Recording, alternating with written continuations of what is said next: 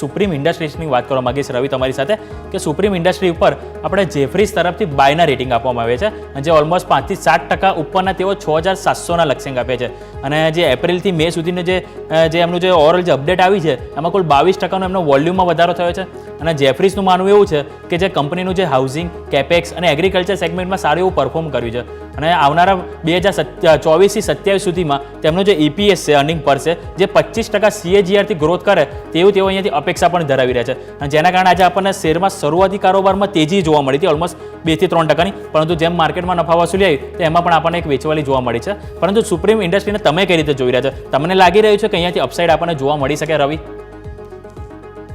supreme ઇન્ડસ્ટ્રીની વાત કરીએ તો અત્યારે જે સુપ્રીમ ઇન્ડસ્ટ્રી ટ્રેડ થયો છે ટેકનિકલ સપોર્ટ ઉપર ચાલી રહ્યો છે અને જો પૂરા સેગમેન્ટની વાત કરીએ કંપનીનું જે સેગમેન્ટ છે એમાં લાસ્ટ 10 ડેઝમાં જો તો કંપનીએ ઘણો સારો પ્રોફિટ ની એક્સપેક્ટેશન વધી ગઈ છે કે પ્રોફિટ કંપની રજીસ્ટર કરશે પ્લસ જે કંપનીના સ્ટોક્સે રિટર્ન આપેલું છે લાસ્ટ 1 વીકમાં આપણે પ્લાસ્ટિકમાં EPL છે જેવી કંપનીની વાત કરીએ તો કંપની ખૂબ સારું રિટર્ન આપેલું છે તો અત્યારે મારી સલાહ જે છે સુપ્રીમ કંપની જે છે સુપ્રીમ ઇન્ડસ્ટ્રી હું નવા બાયર્સને બાય કરવાની એડવાઇસ નથી આપતો બીકોઝ મારા મતે જે કંપનીનો PE છે અત્યારે ઘણો ઓવર વેલ્યુડ છે કમ્પેર ટુ અધર કંપનીઝ